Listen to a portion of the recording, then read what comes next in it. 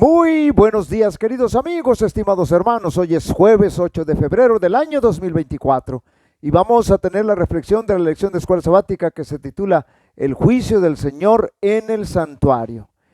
El pecado inició en el cielo, específicamente en el santuario, y en el santuario mismo será resuelto el problema del pecado. Es interesante notar que el juicio se está desarrollando en el cielo. Y mucho más interesante es notar que todos compareceremos ante el tribunal de Cristo, es decir, en el cielo tenemos que comparecer ante el tribunal de Cristo, aunque nosotros estemos viviendo aquí en la tierra. Por supuesto que el juicio tiene mucha relación con el santuario, porque como dijimos, el pecado se originó ahí, por Lucifer ante la presencia de nuestro Dios Padre, el querubín cubridor. Pero dirigió todo el odio, la envidia y el egoísmo contra Jesucristo. Y el juicio se da ahí, porque en el santuario mismo el problema del pecado será resuelto. Y precisamente la Biblia señala al santuario como la sede del juicio, así como se vivía en tiempos del pueblo de Dios en el desierto. Éxodo 28:15, harás asimismo el pectoral del juicio de obra primorosa, lo harás conforme a la obra del efod de oro, azul, púrpura, carmesí y lino torcido.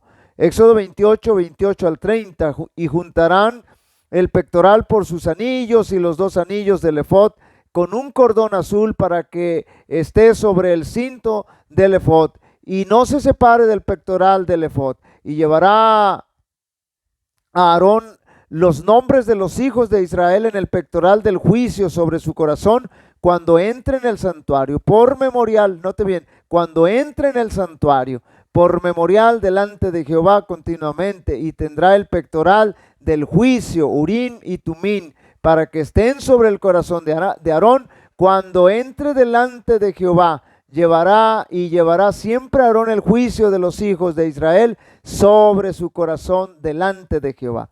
El mensaje y el proceso del santuario son una lección objetiva, muy didáctica sobre el plan de salvación. El santuario donde Cristo se va moviendo del campamento al atrio, aquí en la tierra, y del atrio al lugar santo, es decir, de la tierra al cielo. Y finalmente se mueve del lugar santo, del santuario celestial, al lugar santísimo. Y eso es muy objetivo cuando lo estudiamos concretamente en Daniel y Apocalipsis. El santuario es un proceso necesario para resolver el problema del pecado, es decir, la violación de la santa ley de Dios con la cual nos confronta nuestro Salvador en el lugar santísimo dentro del arca del pacto, donde se encontraban las tablas de piedra que contienen la santa ley de Dios, los 10 mandamientos que nos instruyen a vivir una vida perfecta. Note bien, delante de Dios, el Señor no puede exigir menos. Y esa vida la vivió nuestro Señor Jesucristo, una vida perfecta. Y cuando vamos a Él, note bien, pone en nuestra cuenta su vida perfecta. Y por su muerte perfecta en la cruz del Calvario, tenemos poder para ser redimidos del pecado e iniciar en nosotros inicia en nosotros por medio del Espíritu Santo, el Señor Jesús, un proceso de justificación y santificación para ir venciendo día con día el pecado e ir restaurando en nosotros nuevamente la imagen de Dios, es decir, su carácter, el carácter de Dios. Por lo tanto, en el santuario se resuelve el problema del pecado y después de ello solo es necesario, escuche bien, ejecutar la sentencia para los impíos, para los demonios o ángeles caídos y para el mismo Satanás. Finalmente el Señor Jesús se quitará sus vestiduras sacerdotales y se vestirá las vestiduras de venganza y hará su obra extraña. Este es el mensaje que los salmos expresan. Este es el mensaje que los salmistas estaban conscientes de que existía, y este es un mensaje que todo ser humano debería conocer y saber hacia dónde se dirige. Salmo 96:13. Delante de Jehová que vino, porque vino a juzgar la tierra, juzgará al mundo con justicia y a los pueblos con su verdad. Apocalipsis 11:15 al 19. El séptimo ángel tocó la trompeta y hubo grandes voces en el cielo que decían: los reinos del mundo han venido a ser de nuestro Señor y de su Cristo, y Él reinará por los siglos de los siglos. Y los 24 ancianos que estaban sentados delante de Dios en sus tronos se postraron sobre su rostro, sobre sus rostros, y adoraron a Dios, diciendo: te damos gracias, Señor Dios Todopoderoso, el que eres, y que eras, y que has de venir, porque has tomado tu gran poder y has reinado. Y se airaron las naciones, y tu ira ha venido, y el tiempo de juzgar no te viene a los muertos, y dar galardón a tus siervos los profetas, a los santos y a los que temen tu nombre, a los pequeños y a los grandes, y de destruir a los que destruyen la tierra. Ahora note lo siguiente, el siguiente versículo 19. Y el templo de Dios fue abierto en el cielo. Aquí es donde pasa el Señor del lugar santo al lugar santísimo. Y el arca de su pacto, se abre la puerta del lugar santísimo. Y el arca del pacto se veía en el templo. Cuando se abre la puerta del lugar santísimo se ve el arca. Por eso sabemos que es el lugar santísimo. Y hubo relámpagos, voces, truenos y un terremoto y grande granizo. Descripción maravillosa del lugar santísimo, del santuario celestial, sede del juicio de Dios para determinar la situación de cada ser humano del planeta Tierra en todo tiempo y época. ¿Quién es el que condenará? Cristo es el que murió, mas aún el que también resucitó, el que además está a la diestra de Dios, el que también intercede por nosotros. Toda ceremonia del santuario, note bien, estaba destinada a inculcar a los israelitas una idea de la santidad de Dios y de su odio al pecado, y actualmente también para nosotros. Y además hacerles ver que no podían ponerse en contacto con el pecado sin contaminarse. Se requería de todos que afligiesen sus almas mientras se celebraba el servicio de la expiación. Toda ocupación debía dejarse a un lado, y toda la congregación de Israel,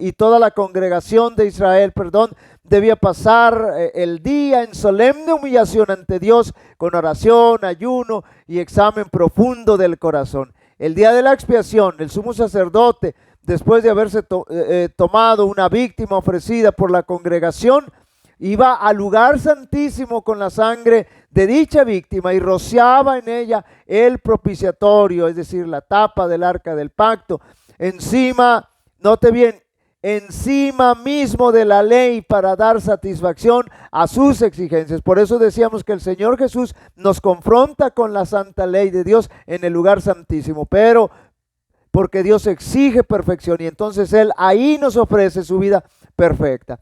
Luego, en calidad de mediador, tomaba los pecados sobre sí, el Señor Jesús, el sacerdote, y los llevaba fuera del santuario, poniendo sus manos sobre la cabeza del segundo macho cabrío. Confesaba sobre él todos esos pecados, transfiriéndolos así figurativamente de él al macho cabrío emisario. Este los llevaba luego lejos, y se los consideraba como si estuviesen para siempre quitados y echados lejos del pueblo. Ese era el ceremonial que establecía, que marcaba, que señala Levítico 16. Por supuesto que Satanás es el originador del pecado, el instigador directo de todos los pecados que causaron la muerte del Hijo de Dios. La justicia exige que Satanás sufra el castigo final. La obra de Cristo en favor de la redención del hombre y la purificación del pecado del universo será concluida cuando se saque el pecado del santuario celestial, note bien, y sea colocado sobre Satanás, quien sufrirá el castigo final. Y así el servicio simbólico, el ciclo anual del ministerio, se completaba con la purificación del santuario y la confesión de los pecados sobre la cabeza del macho cabrío Azazel.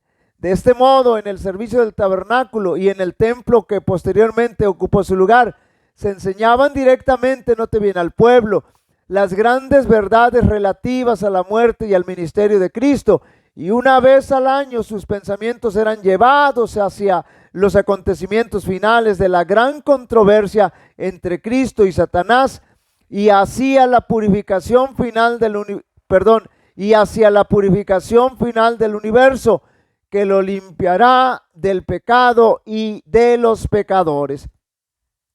Por eso es tan importante conocer acerca del santuario. Queridos amigos y hermanos, debemos estar conscientes de que el mensaje del primer ángel de Apocalipsis 14, que nos advierte del juicio, que la hora del juicio ha llegado, no debemos ignorarlo y buscar a nuestra única garantía para salir absueltos del juicio, Cristo Jesús.